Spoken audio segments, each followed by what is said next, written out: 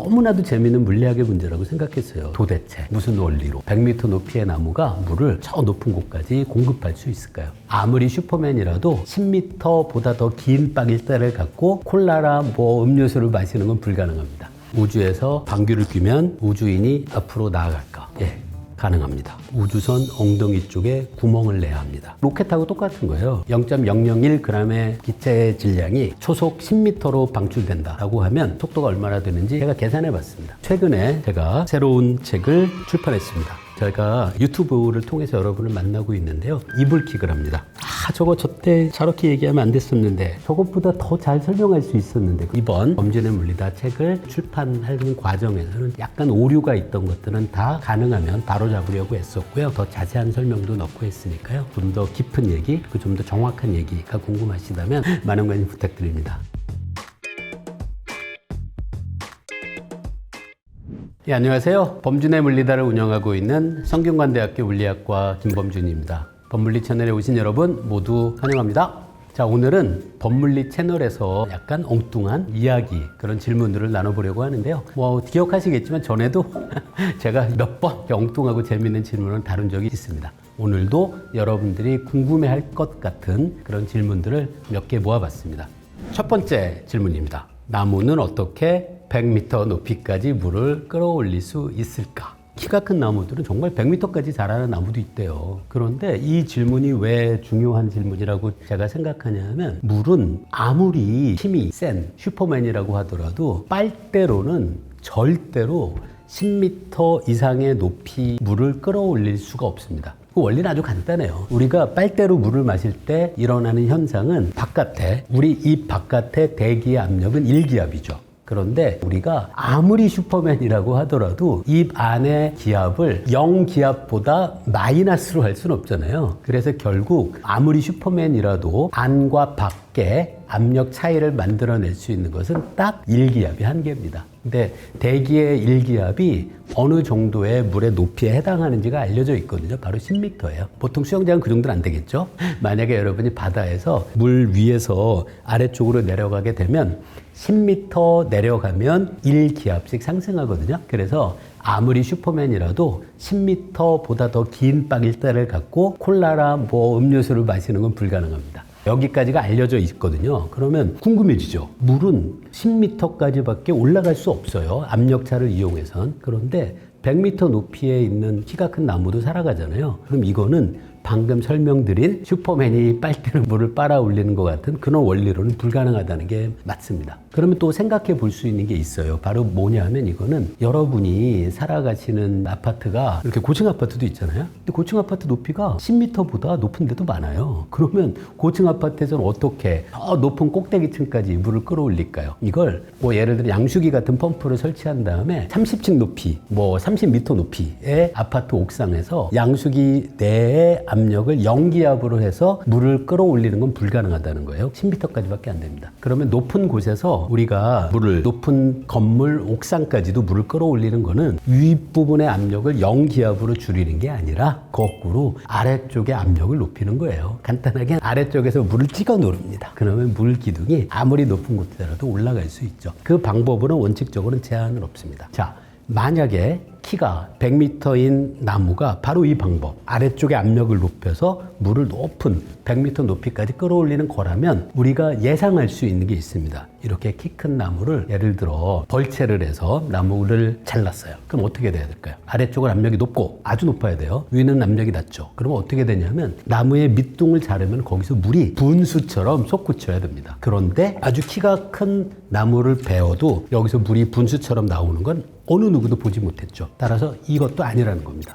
그럼 이제 너무 궁금해지죠. 위에서 압력을 낮춰서 끌어올리는 것도 아니고 아래쪽에 압력을 크게 해서 물을 위로 밀어 올리는 것도 아니라는 얘기입니다. 그래서 사람들이 고민한 것 중에 하나가 이게 모세관 현상이라는 게 있죠. 모세관 현상은 여러분이 헝겊 혹은 종이 휴지를 물에 담가놔 보세요. 그럼 물이 어느 정도 높이까지는 흡수되면서 위로 올라가잖아요. 그게 바로 모세관 현상입니다. 그런데 모세관 현상으로도 키가 100m의 나무의 꼭대기까지 물을 보낼 수는 없어요. 모세관 현상도 기껏해야 수미터 정도까지가 한계입니다. 그럼 이제 너무나 미스테리인 거죠. 위에 압력을 낮춰서 빨아 올리는 것도 아니고 아래쪽에 압력을 높여서 찍어 눌러서 물을 보내는 것도 아니고 모세관 현상도 아닙니다. 그럼 도대체 무슨 원리로 100m 높이의 나무가 물을 저 높은 곳까지 공급할 수 있을까요? 사실 이 문제가 저는 너무나도 재미있는 물리학의 문제라고 생각했어요. 제가 알고 있는 물리학으로는 설명드린 것처럼 어떻게 설명할지 모르겠더라고요. 그러다가 알게 된 게 있습니다.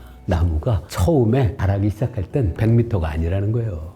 나무는 항상 작은 나무로부터 출발해서 자라가죠. 그럼 어떤 일이 벌어지는 거냐면 나무의 몸통 안에 물이 흐르는 관이 있겠죠. 수관이라고 할 수 있겠는데요. 이 수관을 보면 나무가 처음에는 야트막하잖아요. 이 야트막한 나무는 수관의 물을 모세관 현상으로 끌어올릴 수 있죠. 그 다음엔 어떤 일이 벌어지냐면 나무가 자라면서 수관이 길어집니다. 하지만 이 수관 안에 들어있는 물은 단 한 번도 사라진 적이 없다고 생각하시면 돼요. 물 분자들은 주변에 있는 물 분자를 서로 잡아당기는 전기적인 인력이 있잖아요. 이게 표면 장력의 근원이기도 합니다. 그래서 물 분자들의 인력이 계속 이어진다라고 생각하면 나무가 자라면서 수관이 길어져도 수관 안에 있는 물 기둥이 끊임없이 계속 이어질 수 있는 거죠. 그래서 바로 이런 이유로 100m 높이까지 나무가 자라도 그 나무 안쪽에 있는 수관 안에는 물이 모두 연결되어 있어야만 합니다. 연결돼서 바로 아래에 있는 물 분자를 위에 있는 애가 끌어올리고 얘는 그 위에 있는 물 분자가 끌어올리고 하는 방식으로 전기적인 인력을 통해서 아주 높은 나무 꼭대기까지도 물이 공급될 수 있습니다. 다음 질문은 재밌다기보다는 엽기적인 질문입니다. 우주에서 방귀를 뀌면 우주인이 앞으로 나아갈까? 예, 가능합니다. 그런데 하려면 일단 어떻게 해야 될까요? 우주선 엉덩이 쪽에 구멍을 내야 합니다. 사실 이게 굉장히 위험할 거예요. 하지만 그럴 수 있다라고 가정할게요. 여러분이 우주복을 입고 우주 공간에 나간 다음에 엉덩이에 구멍을 내십시오. 우주복의 엉덩이 부분에. 거기까지는 했다라고 치고요. 그 다음에 방귀를 뀌시는 거예요. 자, 여기서부터는 이제 어느 정도 계산이 필요합니다. 여러분이 한 번 방귀를 낄 때 방출되는 냄새나는 이 기체 분자 전체의 질량이 얼마일까? 는 걸 누가 추정한 사람이 있더라고요. 생각보다 기체라서 그렇게 질량이 크지 않아서 엄청 작습니다. 제가 찾아본 자료에서는 방귀 한 번에 방출되는 기체 분자의 질량이 아주 작아서 0.001g이라고 소개되어 있는 인터넷 자료를 봤어요. 그렇다고 칠게요. 0.001g만큼이 방출된다. 한편 우주 공간에서 여러분이 방귀를 뀌어서 앞으로 갈 수 있으려면 가능한 한 큰 질량을 갖고 있는 방귀를 방출해야 되고요. 그것과 마찬가지로 중요한 게 방귀의 분출 속도입니다. 제가 잘 모르겠어요. 재보진 않아서 그냥 대충 계산할게요. 만약에 여러분의 방귀가 분출되는 속도가 소속 10m다라고 생각해 볼게요. 아마 10m까지는 안 되지 않을까 싶어요. 어쨌든 이게 가정이에요. 여러분이 우주 공간에 나갔어요. 우주복을 입고 1번.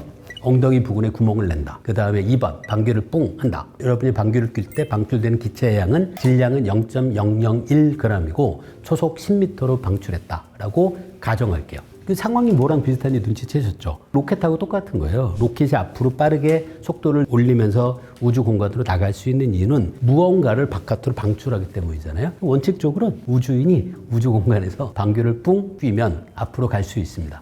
근데 이걸 계산해 볼 수 있겠죠. 0.001g의 기체의 질량이 초속 10m로 방출된다라고 하면 우주인이 그 반대 방향으로 당연히 가는 속도를 얻게 돼요. 제가 계산해 봤습니다. 앞으로 가는 거 맞아요. 그런데 속도가 얼마나 되는지 계산해 본 결과를 말씀드리겠습니다. 초속 1mm입니다. 결론은 별 도움 안 된다. 그 답입니다. 물론 앞으로는 가요. 근데 초속 10m의 방귀를 여러분이 뀌셔도 여러분의 몸이 그 반대 방향으로 움직이는 속도는 초속 1mm 밖에 안 돼서 의미 없다라는 게 결론입니다. 그러니까 굳이 힘들게 엉덩이 부근에 구멍을 내셔서 방귀를 이용해서 앞으로 가시겠다는 그런 시도는 하지 마시고요. 다른 방법이 훨씬 좋습니다. 우주 공간에 나갔는데 여러분이 거기서 우주선하고 연결되는 케이블이 끊어져서 여러분 우주 공간에 떠 있다. 그때도 우주선 쪽으로 가고 싶다. 그럴 때는 방귀를 뀌지 마시고 주머니를 뒤지세요. 무거운 무언가를 찾으십시오. 그리고는 여러분이 가고자 하는 반대 방향으로 가능한 빠르게 던지세요. 그러면 여러분이 가고자 하는 우주선이 있는 그 방향으로 움직일 수 있습니다. 그게 방귀 뀌시는 것보다 훨씬 더 나은 방법입니다. 방귀 뀌지 마시고 뭘 던지세요. 자, 그 다음 질문입니다. 내일 해가 서쪽에서 뜰 확률이 얼마일까? 라는 질문입니다. 사실 이 문제는 과학의 역사에서 오래전에 등장했던 아주 중요한 질문 중에 하나였어요. 이 질문에 대한 답을 고민한 문제가 바로 라플라스라는 과학자입니다. 라플라스는 이 문제의 형식을 조금 바꿔서 내일 아침도 지금까지처럼 여전히 해가 뜰 확률을 구해라 라는 문제로 바꿔서 얘기해요. 서쪽에서 뜬다는 거하고 의미는 조금 다르지만 거의 비슷한 질문이라는 걸 여러분들이 이해하실 수 있죠. 내일 아침 해 뜰 확률을 구해라. 이게 바로 라플라스가 고민한 문제입니다. 저는 이 질문이 굉장히 멋있었어요. 보통은 우리 이렇게 당연한 것에 대한 질문을 하지 않아요. 그러면 라플라스는 이 질문을 한 겁니다. 내일 아침 해 뜰 확률을 구해라. 그리고 놀랍게도 그 확률을 계산합니다. 통계학의 방법을 이용해서 라플라스가 이 계산을 하게 돼요. 이때 라플라스가 사용한 계산의 방법, 이게 통계학에선 베이지안 통계학이라고 불리는 상당히 흥미로운 접근 방법이에요. 자, 라플라스가 얻은 결과만을 소개해 드릴게요. 이 라플라스가 얻은 결과는 어떤 거냐면 지금까지 제가 예를 들어 N번 매일 아침 해가 뜨는 것을 본 상황입니다. 그 다음에 질문은 내일도 N번 해가 뜨는 것을 본 제가 내일 아침도 해가 뜰 거라고 예상할 수 있는 그 확률을 구하라는 문제입니다. 답은 N 플러스 2 분의 N 플러스 1입니다. 이게 무슨 뜻이냐면 제가 100일 동안 해가 매일 아침 뜨는 걸 봤어요. 그때 내일 아침에도 해가 뜰 확률을 제가 구하면 102분의 101입니다. 중요한 게 뭐냐면 이 값이 1보다 작다는 거예요. 그런데 사실 인류가 지금까지 살면서 해가 안 뜨는 날은 못 봤잖아요. 그래서 인류 전체로 지금 제가 이야기한 이 확률 값을 더 일반화해서 이야기를 하자면 사실은 n이 굉장히 큰 값이겠죠. 이렇게 베이지안 통계학을 이용을 해서 예측을 하면 1하고 아주 가까운 값인 건 맞습니다. 하지만 라플라스가 지적한 것은 정확히 1이라는 확률은 아니라는 뜻이에요. 그럼 이렇게 통계학만으로 생각하면 내일 아침 해가 안 뜰 확률이 0이 아니라는 결론을 얻게 되죠. 이 라플라스가 이 계산을 할 때 사용한 방법이 말씀드린 베이지안 통계학이라는 그 방법인데요. 아이디어는 뭐냐 하면 지금까지 예를 들어 100일 동안 해가 뜨는 것을 봤어요. 근데 내일은 해가 뜰지 안 뜰지 확실하진 않잖아요. 이때 라플라스가 제안한 직관적인 방법이 있는데 그걸 설명드릴게요. 먼저 내일 하루가 아니라 이틀을 관찰한다라고 상상해 보세요. 그러면 내일 그 다음 날 해서 이틀입니다. 그런데 우리는 지금 아무런 확신이 없어요. 해가 뜰지 안 뜰지. 라플라스가 제안한 건 그럴 땐 우리가 아무것도 확신할 수 없을 땐 해가 뜰 확률도 2분의 1, 해가 안 뜰 확률도 50%, 둘 다 50%로 가정하자는 제안이에요. 그럼 이틀을 관찰하면 하루는 뜨고 하루는 안 뜨겠죠. 그런데 지금까지 관찰한 게 100일 동안 해가 뜬 걸 봤잖아요. 거기다가 이틀을 더 관찰한다 라고 생각하면 102일이 되고요. 그 중에 하루는 해가 뜨고 하루는 해가 안 뜨겠죠. 이틀 동안. 결론은 N번의 관찰을 한 다음에 100번의 관찰을 한 다음에 내일 아침 해가 뜰 확률을 계산하면 100 플러스 2, 지금 두 번을 가상의 실험을 하는 거잖아요. 그래서 분모가 102가 되고요. 그 중에 남은 이틀 동안 하루는 뜨고 하루는 안 뜨는 상황이잖아요. 그러면 해가 뜨는 거는 이틀 중에 하루죠. 지금까지 100번 관찰했고, 그러면 거기다 1을 더해야죠. 102분의 101이라는 확률을 이해할 수 있죠. 자, 여기까지는 통계학입니다. 근데 물리학자는 통계학자가 아니죠. 물리학자에게 내일 아침 해가 여전히 마찬가지로 뜨냐라는 질문을 하면 물리학자들이 이 질문에 대한 고민을 할 때는 지구의 자전을 생각합니다. 지구가 무진장 커요. 그리고 지구가 자전하기 때문에 지금까지처럼 내일도 해가 뜬다라고 생각할 수 있거든요. 이걸 물리학에선 지구의 각운동량이 보존된다라는 각운동량 보존 법칙을 뜻합니다. 만약에 지구가 자전하는 것에 관계된 각운동량이 보존된다면 내일 갑자기 지구의 자전이 멈춰서 지구에서 보기에 해가 뜨지 않을 가능성은 없습니다. 지구처럼 큰 천체에 지금까지 수십억 년 동안 거의 일정하게 유지됐던 각운동량이 오늘 갑자기 0이 돼서 지구의 자전이 멈출 가능성은 없습니다. 내일 아침 해 뜰 확률에 대한 통계학자의 결론은 n 플러스 2분의 n 플러스 1이고요. 물리학자에게 묻는다면 저 같은 물리학자는 저는 이 확률을 1이라고 합니다. 내일 아침 해 뜹니다. 걱정하지 마세요.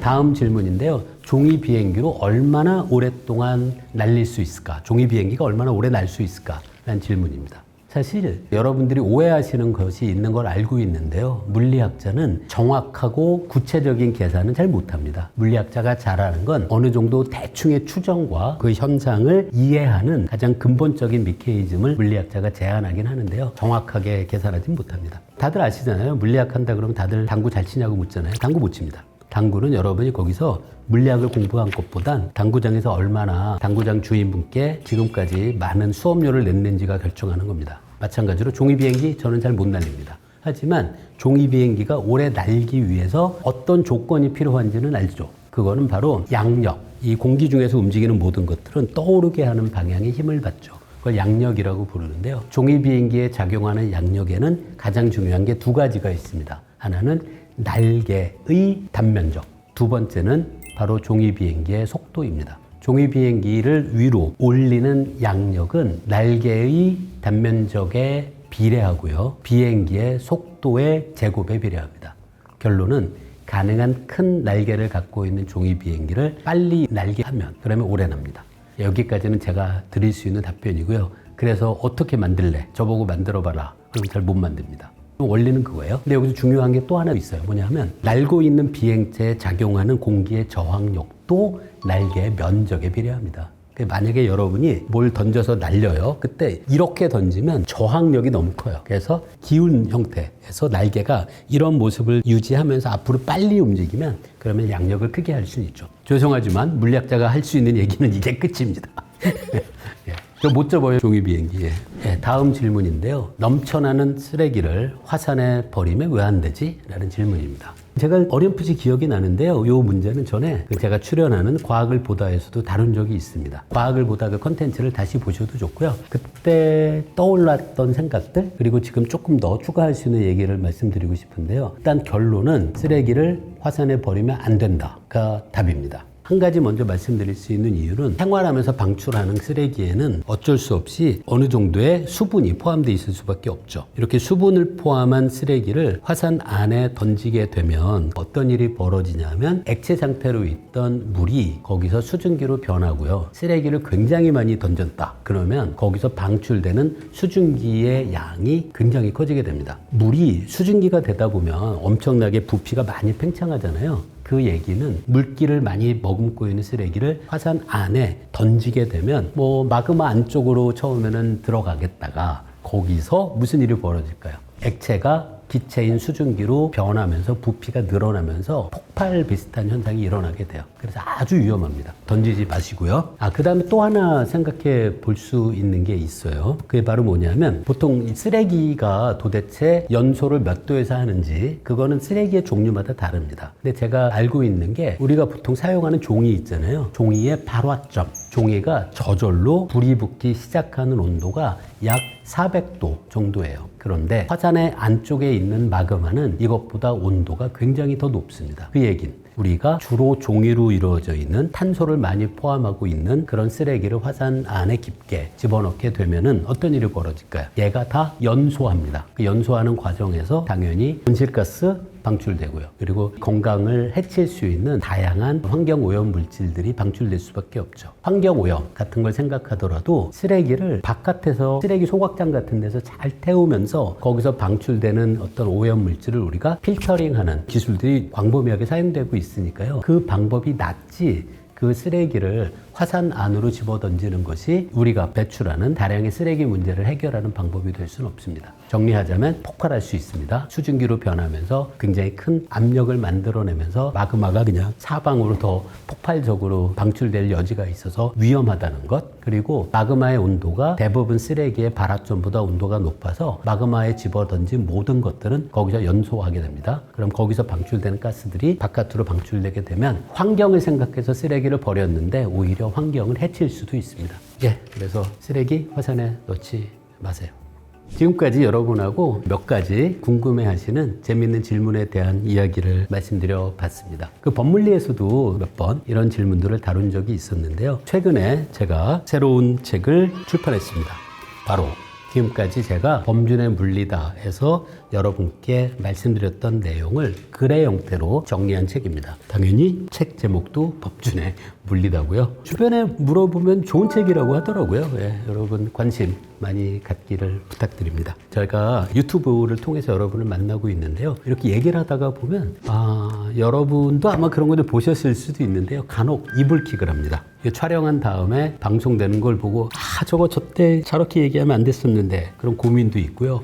저때 저것보다 더 잘 설명할 수 있었는데 그런 안타까움을 느낄 때가 많이 있었어요. 그래서 이번 이 범준의 물리다 책을 출판하는 과정에서는 제가 법물리에서 여러분에게 드렸던 얘기 중에 약간 오류가 있던 것들은 다 가능하면 바로잡으려고 했었고요. 유튜브에서 설명을 자세하게 못했던 것에 대해선 더 자세한 설명도 넣고 했으니까요.